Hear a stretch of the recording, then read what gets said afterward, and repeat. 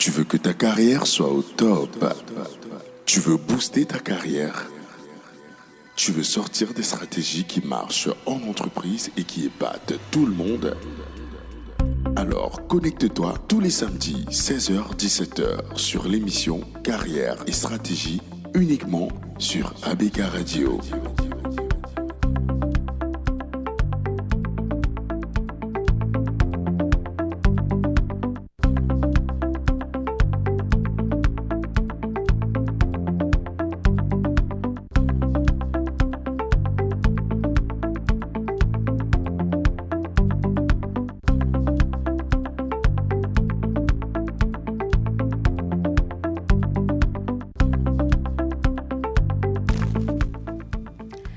Très chers auditeurs d'ABK Radio, quel plaisir de vous retrouver une fois de plus pour notre rendez-vous habituel Carrière et Stratégie.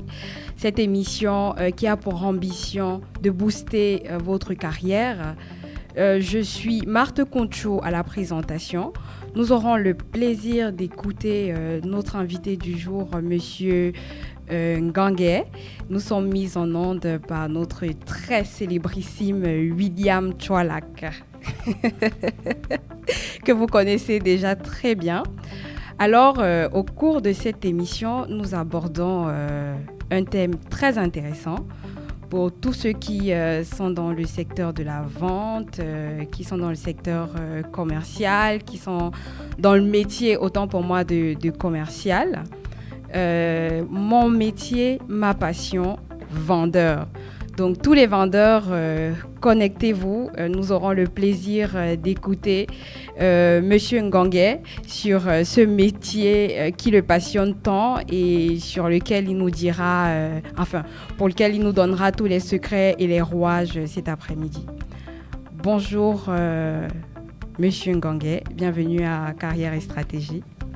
Bonjour Madame Concho et bonjour à tous les nombreux auditeurs de ABK Radio. Merci de m'avoir encore une fois de plus invité. Ok, c'est un réel plaisir de vous avoir. Est-ce que vous pouvez vous présenter à nos chers auditeurs, leur donner votre parcours professionnel, académique, comme vous voulez, comme vous le sentez? Ok, merci encore Madame Concho. Alors, je m'appelle Willy Bryce Ngangué.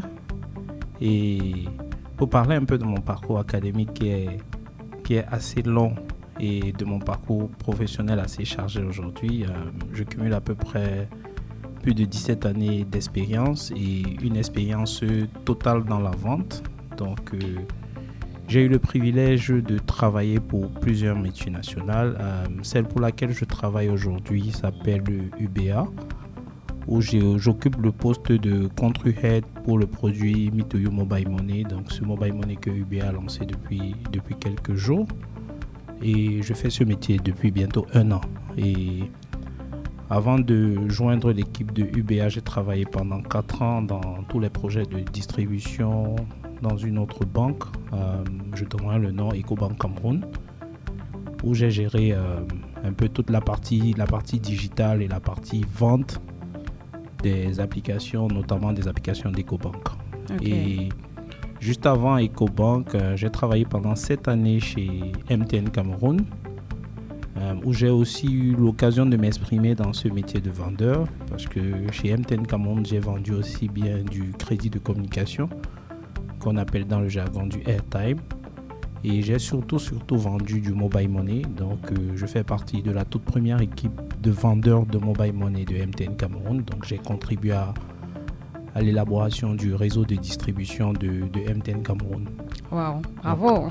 Donc, merci. Avant MTN Cameroun, donc je vous disais que c'est une carrière très riche. Oui, effectivement. Et surtout, c'est une carrière très spécifique et très dédiée vente.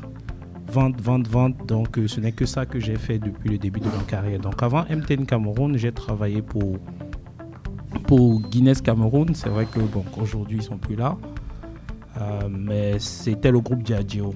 Okay. Donc et là j'ai vendu de la bière que vous avez l'habitude de consommer. Donc j'étais un commercial principalement dans la zone de Bonabéry, où j'avais l'opportunité de m'exercer aussi dans ce secteur-là. Juste avant Avant Guinness Cameroun, où j'ai parcouru 2 ans, j'ai travaillé dans une société qui n'est pas très connue au Cameroun, mais qui fait beaucoup plus dans ce qu'on appelle du B2B.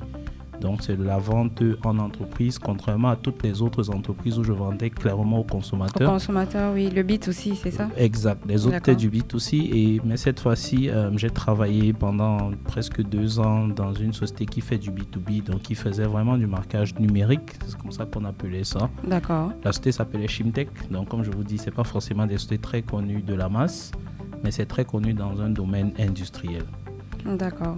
Donc, tout ça cumulé, ça fait à peu près plus de 17 ans d'expérience uniquement dans la vente. Voilà, wow. Donc c'est vraiment mon métier, ma passion. J'ai envie d'applaudir. Merci. C'est vraiment mon métier, ma passion. Je suis vendeur. Et ça ne sort pas J'ai pas créé ça. Donc, contrairement à d'autres personnes qui pourraient avoir appris ça dans d'autres secteurs ou bien qui seraient plongées dedans, moi, j'ai fait de la vente à l'école. Ah, d'accord. Donc, mon parcours académique aussi, c'est un parcours de vendeur. Wow. Donc, après l'obtention de mon baccalauréat C que j'ai obtenu en Côte d'Ivoire, j'ai fait d'abord un bachelor en administration des affaires. Okay. Donc, je l'ai fait une partie en Côte d'Ivoire, une autre partie au Maroc. Et à ce moment-là, vous saviez déjà que vous vouliez être vendeur ou pas? Effectivement, parce que c'est totalement inné. Donc, juste après, je vais vous raconter un peu mon histoire, ma passion, qu'est-ce qui m'a fait rêver. On aura le temps de découvrir. Exact. Donc, j'ai eu mon bachelor en administration des affaires. Comme je vous disais, j'ai fait une partie en Côte d'Ivoire, j'ai fait une autre partie au Maroc. Et puis, après, j'ai fait un diplôme de ce qu'on appelle Sales Engineer. Sales Engineer, voilà, wow. Que j'ai obtenu à HEC, donc Haute Études Commerciales, qui était un peu... donc, je l'ai fait dans 3 cycles. Donc, j'ai fait la filiale de HEC Abidjan, HEC Rabat, qui est en partenariat avec HEC Montréal. D'accord. Sales Engineer. Sales Engineer, donc en fait, ingénieur en vente. Ingénieur en vente. Voilà, c'est donc, très poussé, ça. Voilà, donc ça fait que tactiquement, j'ai une carrière pure, aussi bien académique que professionnelle. C'est une carrière purement de vendeur. Voilà. Wow. Merci. Ah, merci pour cette présentation. Je suis certaine que vous n'avez pas tout dit, mais comme il est besoin de rester synthétique, je pense qu'au cours de l'émission, les auditeurs auront la possibilité d'en découvrir plus sur vous, sur votre parcours. Sans tarder, je pense qu'on se demande, je pense que c'est la question que je vous ai posée au départ, comment est-ce que vous avez découvert le métier de vendeur? Alors, très bonne question. Très bonne question. Le métier de vendeur, je vais rassocier ça à du mentorat. Ok. Donc aujourd'hui, j'ai eu quelqu'un dans la vie qui m'a passionné, qui a été toute sa vie aussi comme moi vendeur, et c'est uniquement cette personne-là que j'ai essayé de suivre. Donc c'est un peu comme un mentor qui est devenu un peu un coach. Mm-hmm. Et j'ai eu la chance que c'était pas très loin de moi parce que c'était mon papa. Ah, d'accord. Donc quand je dis c'était, c'est comme s'il n'est plus là, c'est mon papa. J'ai failli vous demander quand est-ce que vous avez rencontré cette personne. Voilà, donc c'est totalement inné. Ok. Alors à la base, c'est pas ce que je voulais faire. Donc, juste pour vous raconter un peu l'histoire, j'avais pas voulu être vendeur. Quand on demande à un enfant de CM2 ou de 6e, qu'est-ce que tu veux faire? Je vais être pilote. Je vais être pilote. Comment vous avez fait pour savoir? Donc, la réponse à la question claire, c'est que je voulais être pilote. D'accord. Et c'est ma formation de pilote qui m'a fait arriver jusqu'en terminale C, parce que je ne voulais faire que de la science et de la science poussée pour que après je n'ai pas un problème d'orientation. Donc, après mon bac C, ou bien pendant que je préparais même mon bac C, donc ma deuxième partie de secondaire, c'était vraiment du coaching. Et ce que je voyais mon père faire, ça m'a totalement transformé. Votre papa, il était vendeur aussi? Il a été vendeur pendant toute sa vie. D'accord. Et il vendait le cube magie. Donc, vous voyez un peu comment ça peut être très difficile de vendre le cube magie. Oui, le cube magie. Il vendait le cube magie. C'était principalement ça son produit. C'est vrai qu'il vendait les autres produits comme du Nescafé, comme du lait Nido. Mais son principal produit de vente, c'était du cube magie. Et je l'ai vu vendre du cube magie vraiment dans les bastillons, dans le détail. Aller voir la femme du marché et lui proposer le cube pour qu'elle achète. Aller voir la ménagère et lui dire que tu vas prendre ça, tu vas mettre dans ta sauce. Donc, c'était clairement la première partie qui m'a inspiré. D'accord. Et est-ce qu'il vous amenait avec lui pendant on appelle ça comment, ces opérations de vente? Alors, mon tout premier stage, je l'ai fait même à côté de lui. Le tout premier stage, c'est-à-dire ma toute première incorporation professionnelle, je l'ai faite à côté de lui. Donc, un matin, il m'a pris et il avait encore ce qu'on appelle aujourd'hui les IAS. Okay. C'était rempli de produits derrière. De cubes. Voilà. Il m'a dit, allons au marché. Et en ce temps, on était en Côte d'Ivoire, un grand marché qu'on appelle le marché de Marcory, qui est un très grand marché. Marcory. Donc, allons au marché et on va faire ce qu'on appelle une activité commando. Donc, on partait au marché à 4h30 et il fallait poser le cube sur toutes les tables avant que les clients ne viennent consommer. C'était ma première vraie expérience de vente. Et il m'a dit ce jour-là, écoute, toi, comme tu ne connais pas encore ce qu'on fait ici, ton seul rôle, c'est de rester au niveau du camion, parce que chaque fois qu'un vendeur va venir, tu lui donnes la marchandise, mais tu notes dans le cahier le volume de marchandises qu'il a pris, parce qu'après, moi, je veux me rassurer qu'il a ramené de l'argent. D'accord. Et c'est là où il m'a donné la première définition du vendeur. Ça veut dire que tu donnes de la marchandise et en échange, on te donne de l'argent. C'est-à-dire, c'est différent du troc qu'on faisait avant où on échangeait des marchandises simplement. Mais ici, c'est un échange clair de marchandises contre l'argent. Contre l'argent. Voilà, oui. Ça, c'est le rôle du vendeur. Donc, c'était ma toute première expérience. Donc, lorsqu'on a fait cette expérience-là, on a travaillé jusqu'à 15-16 heures. Moi, j'étais totalement crevé.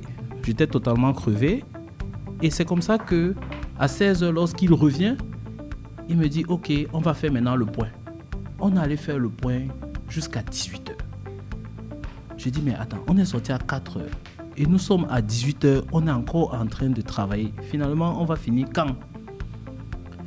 La seule chose qui me rendait fier, c'est que à la fin du mois, il pouvait s'acheter les tennis, il pouvait s'acheter les costumes, il pouvait s'offrir tout ce qu'il voulait. Donc j'ai réellement compris que non seulement c'est une passion, donc il fait ça avec plaisir, mais il gagne de l'argent. Il gagne de l'argent en le faisant. Il gagne de l'argent en le faisant. J'ai dit, mais attends, pourquoi je vais chercher loin ce qui est à côté de moi? Je vais apprendre à faire de la vente. Et si la vente me donne de l'argent, je vais dire, OK, je suis totalement satisfait. Je deviens un bon vendeur et après j'ai les poches vides. Donc, ce qui m'a fait réellement rentrer, pour répondre à votre question, ce qui m'a fait réellement rentrer dans la vente, c'est votre du papa. mentorat. Donc, voilà, c'est quelqu'un que j'ai votre essayé mentor, de suivre. Votre papa. C'est quelqu'un que j'ai essayé de suivre. Et puis, aujourd'hui, je suis devenu vendeur. Je reste convaincu que peut-être qu'il me suit, mais je suis sûr que je vends aujourd'hui mieux que lui. Un coucou à votre papa s'il nous écoute et bravo pour le vendeur excellent qu'il a créé. On a pour habitude d'entendre par rapport à la vente des terminologies telles que sales, telles que commercial. Quels sont les différents métiers de la vente en réalité? Alors, si je peux me permettre, oui. Madame Concho, oui. Je suis persuadé qu'il va nous dire beaucoup de choses ici, mais surtout nous vendre des illusions comme les vendeurs le font souvent. Monsieur Ngangue, avant que vous entriez peut-être dans ces différentes terminologies et tout ça, j'aimerais vous titiller un peu. Est-ce que le vendeur n'est pas d'abord un vendeur d'illusions? Dans ce sens que, je vais préciser ma question. Okay. Dans ce sens que parfois vous vendez des produits que vous-même vous n'avez pas testés. Vous allez vendre des produits aux clients, vous leur faites miroiter des choses alors que vous-même vous n'avez pas expérimenté la chose. Je vous donnerai raison. Je vous donnerai raison parce que aujourd'hui, toute entreprise qui existe ou bien toute unité aujourd'hui met sur pied un produit ou un service. Met sur pied un produit, un service et tout produit ou tout service, à la fin de la journée, il doit être vendu à un consommateur. Malheureusement, étant moi-même un consommateur, je ne peux pas consommer tout. Ça veut dire qu'à un certain moment, les entreprises vendent tout. Donc je suis obligé de vendre tout. Tu n'es pas obligé de tout consommer. Je ne peux pas consommer tout. Ça veut dire que je ne peux pas accepter de prendre de la lumière qui sort d'une ampoule. Bel échappatoire, vraiment. Je ne peux pas accepter de prendre la lumière qui sort d'une ampoule et de prendre aussi la lampe tempête. Je ne peux pas accepter d'avoir la lampe tempête et la bougie en même temps. Voilà. Donc ça veut dire que des trois, il faut savoir lequel choisir. Est-ce que je prends la lumière qui sort du courant normal? Est-ce que je prends la lampe tempête qui marche avec du pétrole? Ou bien est-ce que je prends de la bougie qui marche avec une allumette? À la fin de la journée, je vais être éclairé.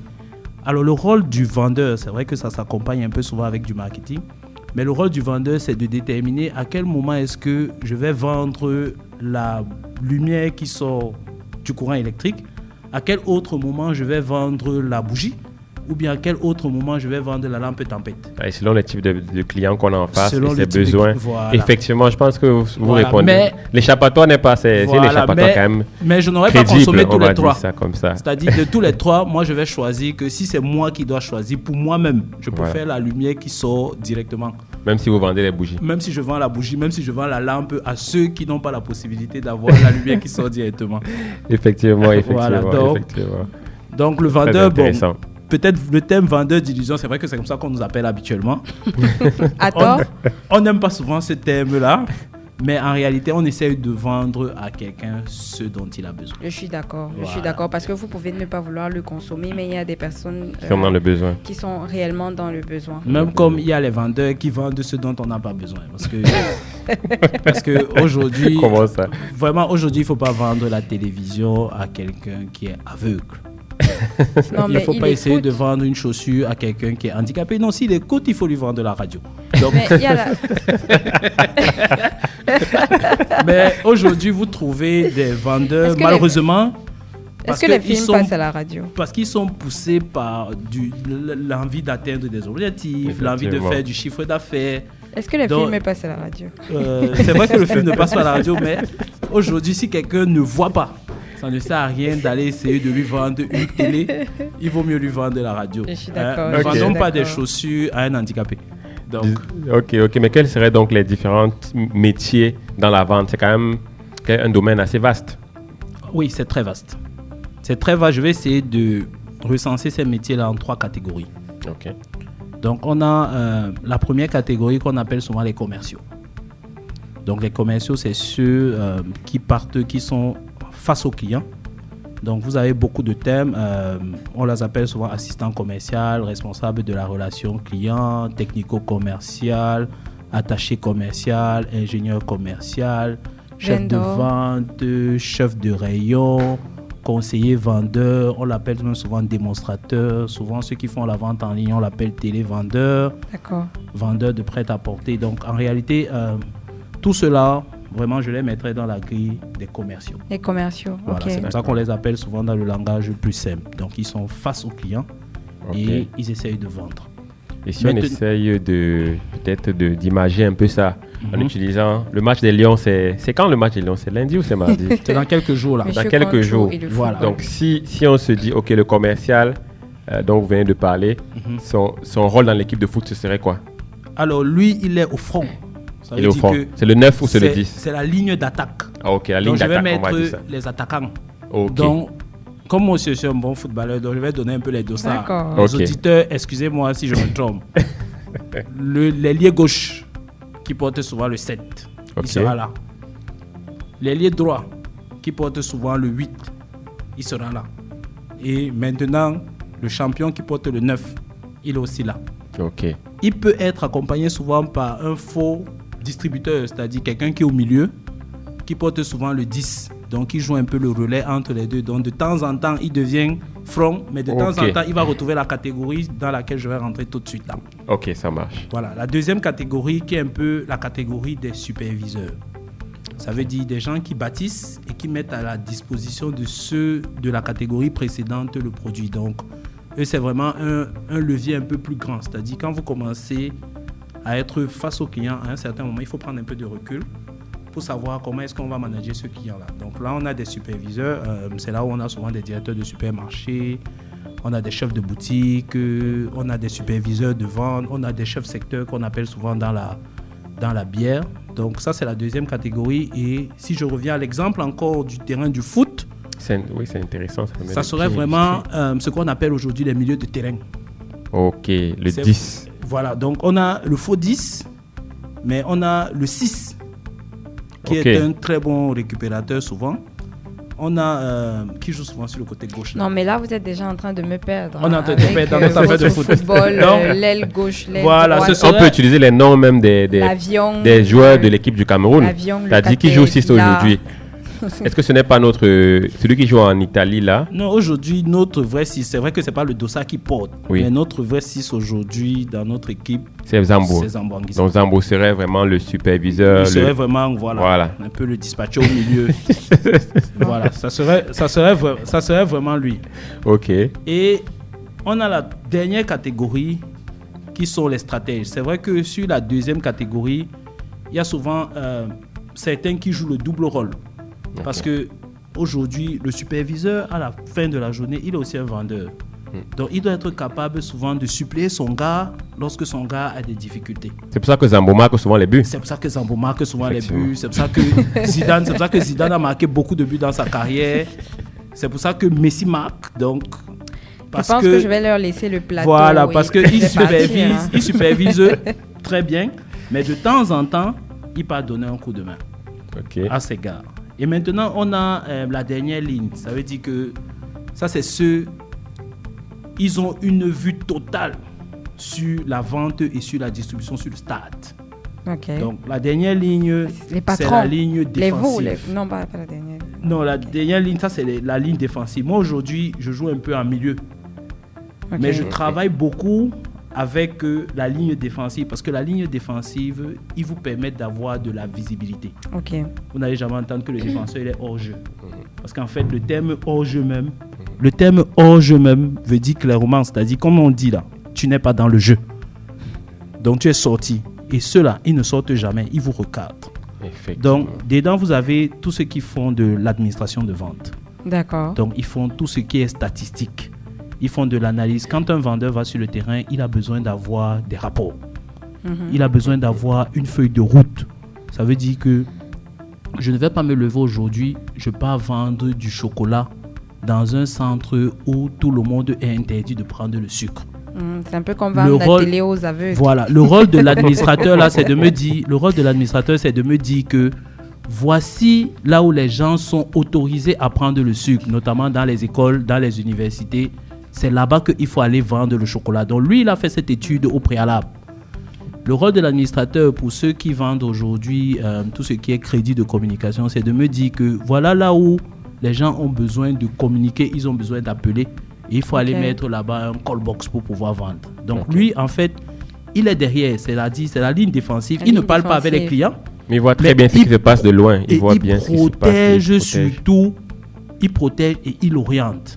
Si vous voyez aujourd'hui toutes les stratégies des grands coachs de foot, c'est de commencer en défense, de ressortir la balle au pied.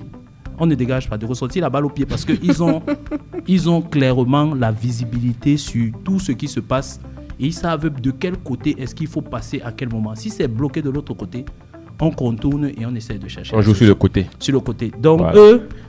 Comme dit c'est-à-dire toute la ligne défensive. Voilà, toute la ligne défensive, y compris le gardien de but. C'est vraiment la troisième catégorie de vendeurs. Moi, je les appelais les stratèges.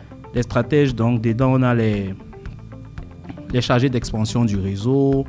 Vraiment des administrateurs de vente. Donc, ce sont des personnes, ils sont très calés dans tout ce qui est outils d'analyse. Outils d'analyse, donc, tous les logiciels qu'on utilise aujourd'hui, que ce soit du Power BI, que ce soit du Excel. Pour la vente, ce n'est pas seulement le choc sur le terrain, c'est intéressant. Moi, c'est ce que je me disais. Si tu es vendeur, tous ces éléments-là de data mining qu'il faut maîtriser. Exact. Il faut maîtriser ça. Il faut savoir à qui vendre quoi pour être un bon vendeur. Sinon, à la fin de la journée, vous ne vous en sortez pas. Donc voilà pour les trois catégories que moi je mettrais aujourd'hui clairement dans la vente. Ok. Wow. Alors, Eric, est-ce que vous connaissez José? Vous qui avez parlé de vendeur d'illusions, là. Ah oui, vendeur d'illusions, José, l'artiste ivoirienne. Oui, l'artiste ivoirienne. Justement. En plus, il a été en Côte d'Ivoire, donc il connaît très bien. Quel genre de diplôme tu veux avoir? Voilà. Nous allons observer une pause musicale avec José.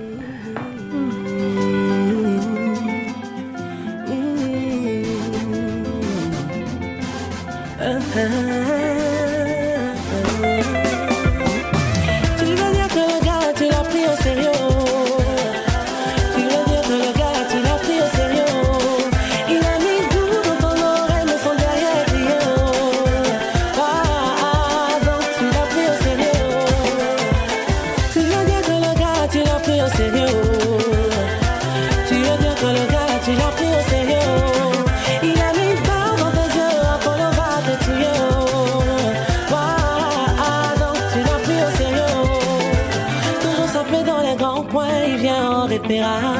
C'est lui, il n'a rien dans ses poches, son goût de luxe est exagéré.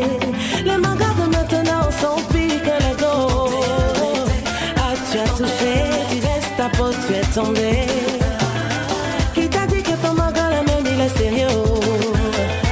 Tu veux dire que le gars, tu le prends au sérieux? Ça envahit comme ça, tu prends pour t'afficher. D'abord, même il est pas clé, il prend les affaires de ses amis. Il a mangé ton esprit, tu es rentré dans son jeu. Le gars, il est jaloux comme un pou pendant qu'il est casé. Il va te prendre en haut et puis il va te jeter haut. Ah, tu as touché, tu laisses ta peau, tu es tombé. Ah, faut arrêter ça. Toi-même, ça t'a loupé. Faut penser avant de te donner.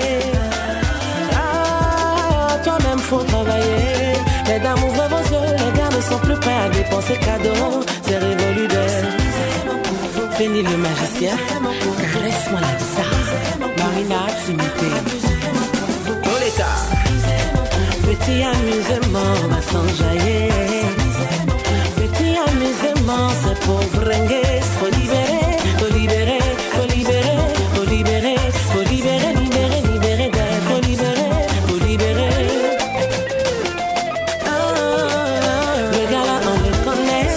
On le voit dans ses dégagements, le gars là tu le connais. On le voit dans ses micmacs, c'est graphiquement. Maman Wangé, Koni Touré, Adama Traoré, Mola, Sérédier, Serge Aurier, Félix Péa, Général Colbaré, Seydou Doumbia, Doudou Sicard de Genève.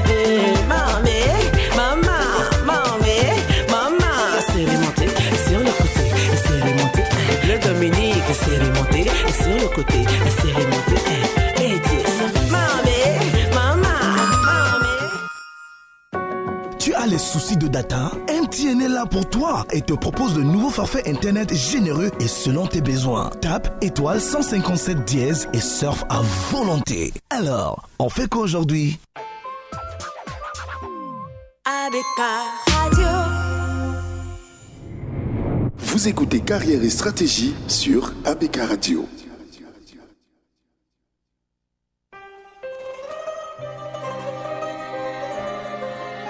Chers auditeurs, nous sommes de retour et comme vous le savez, comme vous l'avez très bien suivi, nous sommes avec Monsieur Willy Brice Ngangué.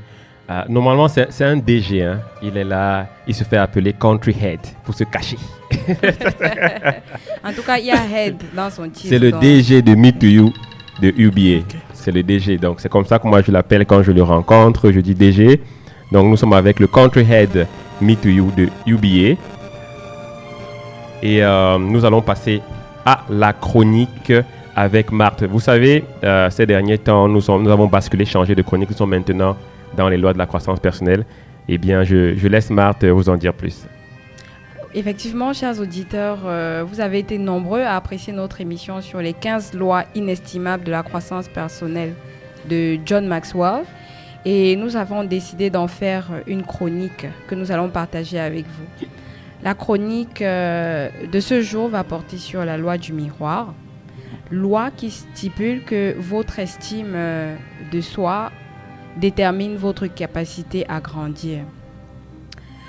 Avant de croître et d'augmenter votre valeur, vous devez déjà voir de la valeur en vous. Il ne s'agit pas de penser qu'on est parfait. Personne ne l'est. Tout le monde a des défauts. L'important, c'est de s'accepter tel que l'on est et de voir sa valeur et de travailler surtout à s'améliorer. Si vous ne croyez pas en vous, vous ne ferez probablement pas d'efforts pour grandir. En revanche, si vous avez une grande estime de vous, vous avez plus de chances de persévérer et d'atteindre vos objectifs. Il y a plusieurs raisons pour lesquelles cette loi est vraie. Premièrement, lorsque vous croyez en vous, vous êtes plus susceptible de prendre des risques et d'essayer de nouvelles choses. Vous êtes également plus susceptible de demander de l'aide lorsque vous en avez besoin. Deuxièmement, lorsque vous croyez en vous, vous êtes plus susceptible de persévérer lorsque les choses deviennent difficiles. Troisièmement, lorsque vous croyez en vous, vous êtes plus susceptible d'attirer des personnes et des opportunités positives dans votre vie. Est-ce que vous partagez cet avis, Eric? Moi, 100%. 100%? 100%. 200% pour moi. Waouh! Très chers auditeurs, alors nous avons quelques conseils pour vous afin de vous aider à augmenter votre estime de vous-même. Premièrement, vous devez identifier vos forces, vos faiblesses et vos réalisations. Tout le monde, et oui, je le redis, tout le monde a des forces et des faiblesses. Lorsque vous connaissez vos points forts, vous pouvez vous concentrer sur leur développement. Lorsque vous connaissez vos faiblesses, vous pouvez travailler à les améliorer ou à limiter leur impact. Soyez reconnaissant envers Dieu, envers les hommes, envers vous, car la gratitude est une émotion puissante qui peut vous aider à apprécier vos forces et vos réalisations. Lorsque vous êtes reconnaissant, vous avez plus de chances de vous sentir bien dans votre peau et d'être motivé à grandir. Fixez-vous des objectifs réalistes. En effet, lorsque vous vous fixez des objectifs trop difficiles, vous vous préparez à l'échec et vous avez tout de suite envie de baisser les bras. Et pourtant, lorsque vous vous fixez des objectifs trop faciles de l'autre côté, vous ne vous mettez pas suffisamment au défi de grandir. Un autre conseil, vous devez vous entourer de personnes positives. On ne le dira jamais assez. Les personnes avec qui vous passez du temps ont un impact important sur votre estime de vous-même. Entourez-vous de personnes qui croient en vous et soutiennent votre croissance. Vous devez également prendre soin de vous. Lorsque vous prenez soin de votre santé physique et mentale, vous êtes mieux en mesure de vous concentrer sur votre croissance. Assurez-vous de dormir suffisamment, de manger des aliments sains et de faire de l'exercice régulièrement. Pratiquez un discours intérieur positif. Oui, chers auditeurs, vous devez surveiller vos pensées. La façon dont vous parlez a un impact important sur votre estime de vous. Lorsque vous vous surprenez à avoir des pensées négatives, chassez-les rapidement et faites de votre mieux pour les remplacer par des pensées positives. Célébrez vos réussites. Chers auditeurs, célébrez vos réussites, même les plus petites. Lorsque vous atteignez un objectif, prenez le temps de célébrer votre réussite. Cela vous aidera à développer votre confiance en vous. En suivant ces conseils, très chers auditeurs d'ABK Radio, vous pouvez augmenter votre estime de vous et créer une vie de croissance et d'amélioration continue. Si vous souhaitez grandir et réaliser votre plein potentiel, il est important de comprendre et d'appliquer la loi du miroir. La loi du miroir. Très belle loi, chers auditeurs. Si je résume, Marthe, vous avez dit en conseil. 1. Identifiez vos forces, vos faiblesses et vos réalisations. Oui. En 2. Fixez-vous des objectifs réalistes. En 3. Entourez-vous de personnes positives. En 4. Prenez soin de vous, santé physique et mentale. En 5. Pratiquez un discours intérieur positif. Il faut surveiller ses pensées. Et en 6. Célébrez vos réussites. Ça me fait penser à une interview de Philippe Simo avec Monsieur Zézé, Stan Zézé en Côte d'Ivoire. Stan Zézé qui est réputé pour être quelqu'un qui fait la fête, mais il a très bien justifié en disant que chaque fois qu'il fait la fête, chaque fois qu'il coupe un cigare, c'est qu'il estime qu'il a fait quelque chose d'intéressant. Soit dans la semaine, c'est pour ça que le vendredi, il célèbre, soit qu'il vient de boucler un contrat. Donc, il a pour habitude de célébrer ses réussites au fur et à mesure qu'elles viennent. Et je pense que c'est une bonne attitude. Plutôt que de se dire, on m'a appelé pour sortir, je vais flamber. Se dire, OK, qu'est-ce que je célèbre en allant fêter? Et on connecte ainsi l'effort à l'enjoyment. C'est ce qu'il disait souvent. Qu'est-ce que vous en pensez, M. Ngangue? Monsieur Bryce Ngangue. Alors, je suis totalement d'accord avec vous. Aujourd'hui, il faut savoir célébrer chaque petite victoire que vous avez. Chez nous, les vendeurs, notre victoire, c'est lorsque on a pu faire sortir l'argent de la poche du client. On souffre dans les mains chaque des fois vendeurs. qu'un client nous a donné, parce que rassurez-vous, si un vendeur prend votre argent, c'est qu'il a gagné. On ne vend jamais en perte. N'écoutez pas les discours dehors là que tu veux acheter mon capital. Je ne suis pas en train de faire le bénéfice. Non. Chaque fois qu'il a pris votre argent et qu'il vous a donné sa marchandise, c'est qu'il a eu un bénéfice. C'est de ça qu'ils vivent. Donc nous les vendeurs, c'est de ça qu'il s'agit. Voilà, nous les vendeurs, nous célébrons nos victoires à chaque minute, à chaque instant, parce que nous vendons malheureusement ou bien heureusement, nous vendons chaque jour. Donc je suis totalement d'accord avec la chronique. Je suis totalement d'accord. Donc à chaque fois, il faut aussi, j'ai adoré surtout le thème de savoir se fixer des objectifs. Oui. Et dans le système totalement anglo-saxon, on appelle ça souvent des objectifs SMART. Donc, il faut savoir se fixer des objectifs à hauteur de ses moyens et des objectifs qui vous font réaliser réellement vos rêves. Donc, et c'est par là que ça commence. Chaque matin, quand vous vous levez, demandez-vous quel est mon objectif pour la journée.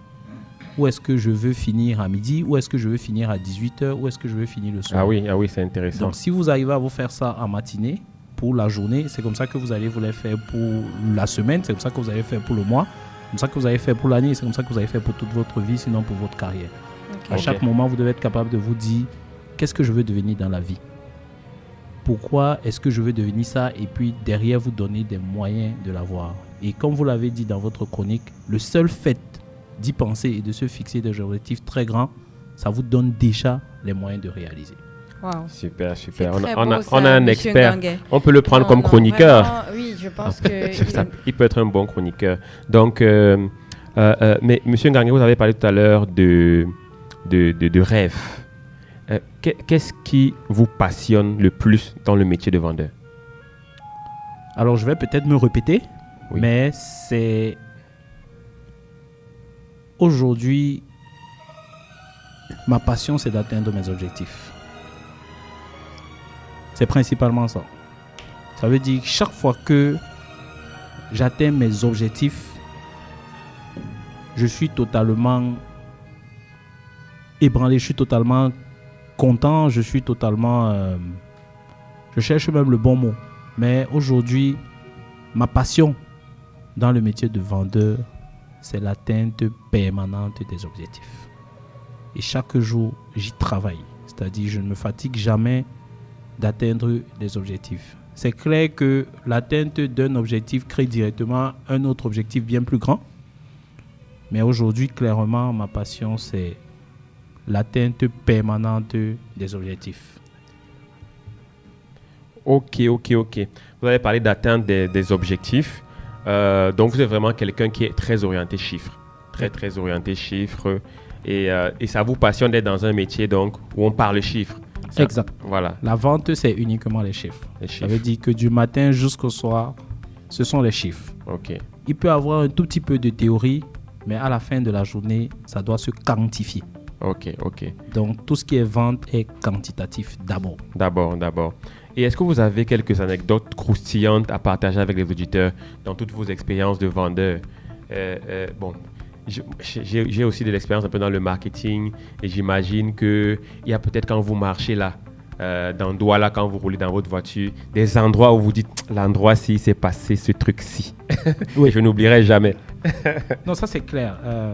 Dans cette grosse expérience de plus de 17 ans de vente,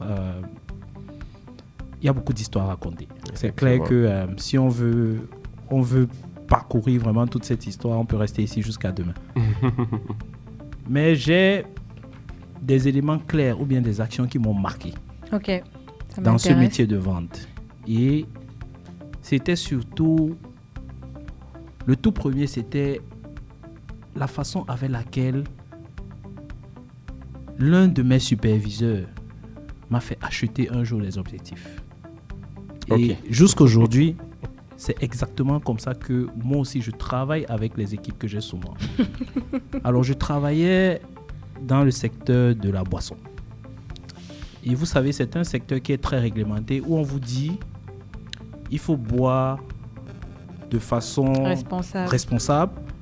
Mais pendant qu'on vous dit de boire de façon responsable, on vous dit qu'il faudrait que vous atteigniez les objectifs. Donc vous voyez deux choses diamétralement opposées.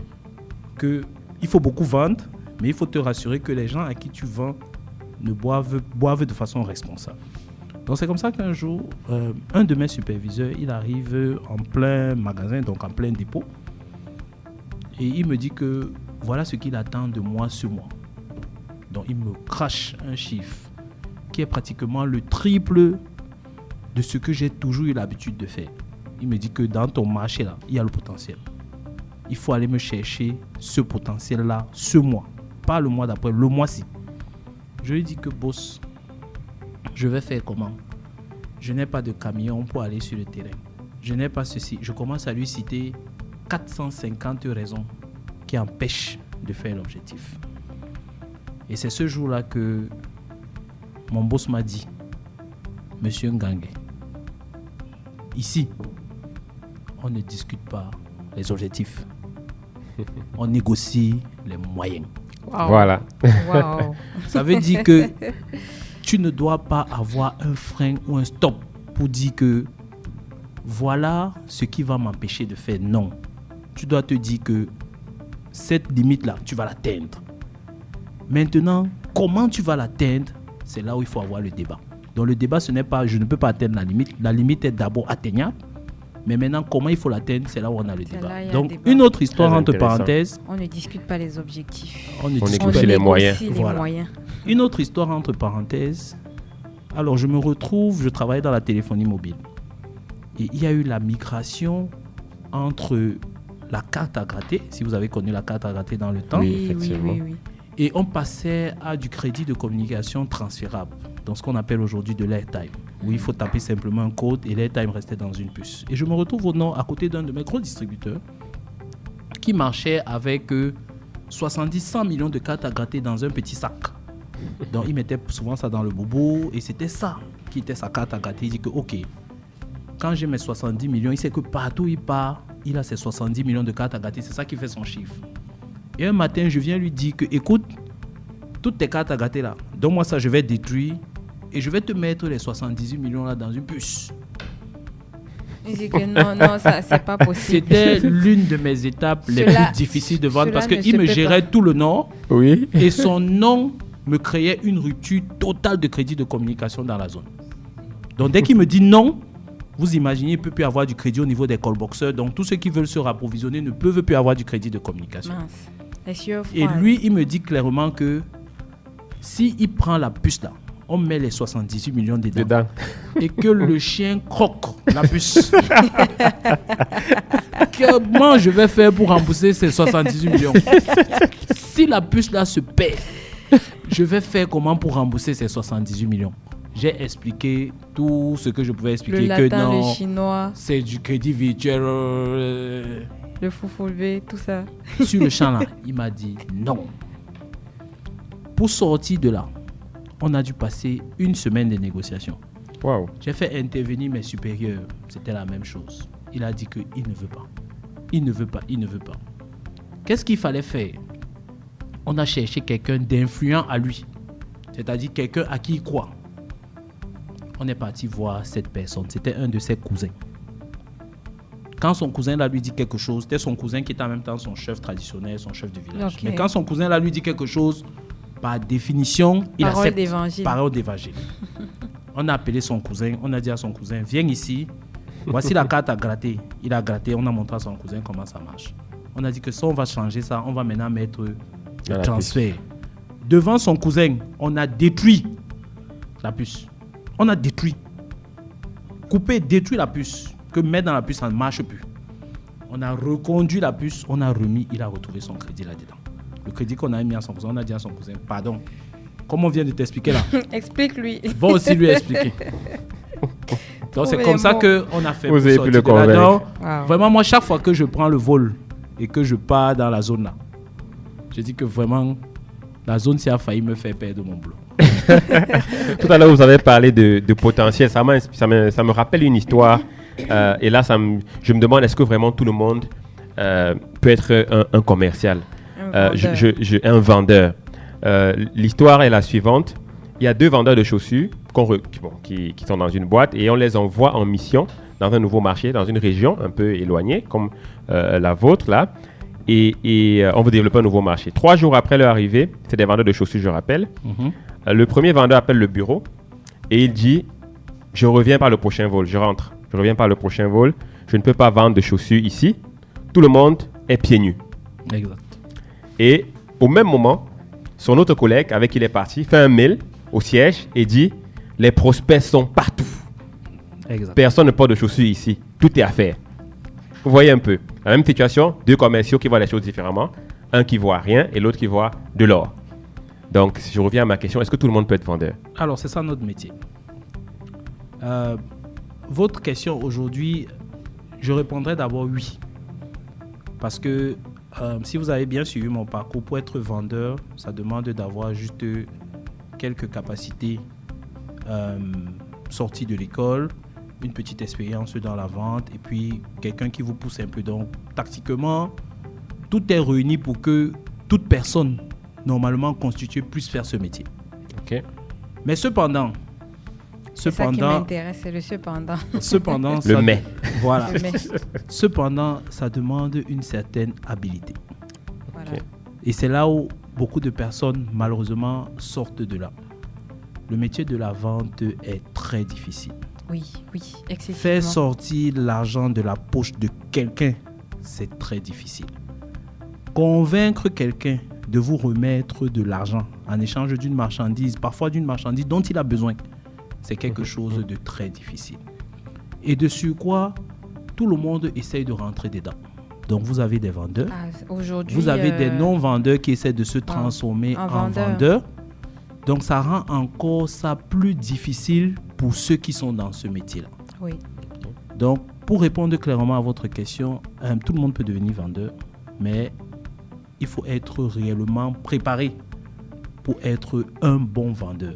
Donc vendeur, oui, mais bon vendeur, ce n'est pas donné à tout le monde. Et vendeur, je me demande, est-ce que tout n'est pas question de personnalité aussi? Est-ce qu'à la base, il ne faut pas avoir une certaine personnalité, des qualités particulières pour être un bon vendeur? Alors, comme j'ai dit, bon vendeur, ce n'est pas donné à tout le monde. Mais vendeur, là, c'est tout le monde. Ça dit, quand vous regardez une fille, vous avez souvent ça, vous avez 2-3 habits, elle met ça sur son statut WhatsApp, venez me tromper. Vous appelez ça souvent comment? Déstockage. Arrivage. Non, il y a même un terme là. Vie de grenier, voilà, c'est souvent ça. Donc souvent, il y a vie de grenier là. Tu vois une fille, parce qu'elle a 3-4 habits qu'elle n'a pas porté, là, elle vient mettre là, elle vend. Elle est vendeuse, parce qu'elle est en train de faire une action de vente. Donc, elle donne une marchandise et elle prend de l'argent en retour. Donc, elle est en train de faire une action de vente. Mais est-ce qu'elle peut vendre comme ça de façon pérenne? Est-ce qu'elle peut être une bonne vendeuse? Est-ce que si on l'enlève de ce secteur d'habits, on la met dans la tomate, on la met dans l'oignon, on la met dans le les bon vendeur doit pouvoir tout vendre. Le bon vendeur, c'est celui qui adapte son produit au consommateur qui est à côté de lui. Okay. Wow. Donc, il doit être capable de vendre tout.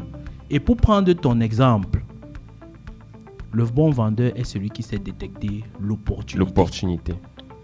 Il sait détecter l'opportunité. Je vais vous faire encore une autre anecdote. Ok, intéressant. Et c'est quelque chose qui m'a fait avoir une très bonne carrière.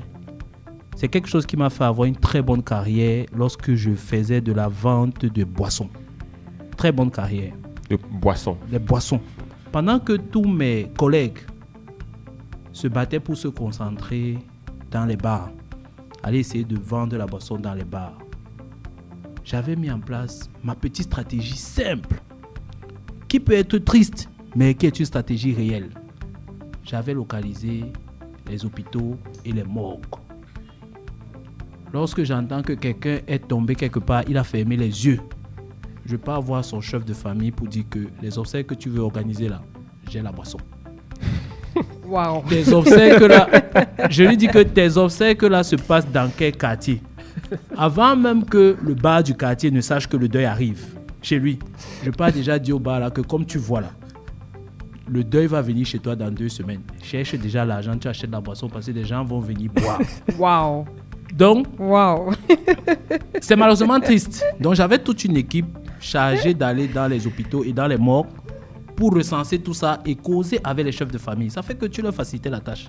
Dès que tu viens là, il te dit que OK, ta boisson là, tu vends à combien? Tu lui fais le prix sorti dépôt puisque ça ne passe plus par tous les intermédiaires. Donc, il a le bon prix. Pas les distributeurs. Il a le bon prix. Il sait que quand il compare par rapport au prix auquel tu es sûr que tu vends là-bas et la compétition ne vient pas vendre. Tu as l'exclusivité de tout. Donc ça, c'était une anecdote. Et quand le deuil finit, vous dites que bon, au baptême de ta fille, appelle-moi. Voilà. Pour vous montrer que là où quelqu'un va aller dire que non, ils sont en deuil.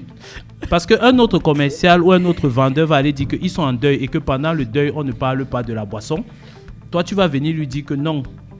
Voilà l'opportunité. Donc, pour répondre un peu à ta question, effectivement, où l'un voit les pieds nus et l'autre voit l'opportunité, chaque vendeur, en chaque situation, il voit l'opportunité. Non, on a assisté aujourd'hui à une masterclass en vente. Hein. Ah, Une masterclass. Est-ce que vous avez... Est-ce qu'on peut venir en inbox après pour les mais bien sûr. Pour sortir de... ABK a toutes les informations. Oui. Pour sortir de l'émission... Vous rapprochez seulement de ABK, vous avez tout. Est-ce que vous auriez un dernier conseil pour nos auditeurs, que ce soit des gens déjà en situation de travail qui veulent devenir vendeurs, ou alors des jeunes qui sont encore en études et qui veulent devenir vendeurs? Est-ce que vous auriez un conseil pour sortir de l'émission? Ok, je pense qu'on a tout dit et mon conseil va revenir un peu sur la chronique. Et je pense que la chronique était bien placée dans ce thème-là. Ok. Il faut croire en soi. Merci à Madame Conchou. il faut croire en soi parce que dès que vous arriverez à croire en vous, vous pouvez vous surpasser et vous pouvez réellement atteindre vos objectifs. Donc ceux qui sont aujourd'hui dans le métier de la vente, qui continuent de croire en eux, qui continuent de persister parce que comme je l'ai dit, en chaque vente, il y a une opportunité. Que ceux qui n'y sont pas encore, qui sachent que c'est une passion, c'est un métier agréable parce que à la fin de la journée, tous ceux qui conçoivent ou qui fabriquent quelque chose finissent par vendre. Donc on a besoin d'un vendeur partout. Donc il y a de la place pour tout le monde. Ceux qui sont encore en train de réfléchir, qu'est-ce qu'ils veulent devenir dans la vie, vraiment, venez être vendeur. Il y a la place pour vous parce qu'il y a beaucoup de choses à vendre. Oui. Et monsieur Ngangué est un très bon coach qui est disponible sur LinkedIn, sur Facebook et à UBA. Je pense qu'il est assez ouvert. Tapez Willy Bryce Ngangué. Bryce, s'il te plaît. Bryce Ngangué. Et vous aurez le bon conseil, le bon mentor. Merci monsieur Ngangué d'être venu. Merci Madame Conchou pour la présentation. Merci à notre très l'indétrônable, célèbre William Choala pour la mise en onde. On vous dit à la prochaine sur ABK Radio. Restez scotchés. À la prochaine, très chers auditeurs. Thank you.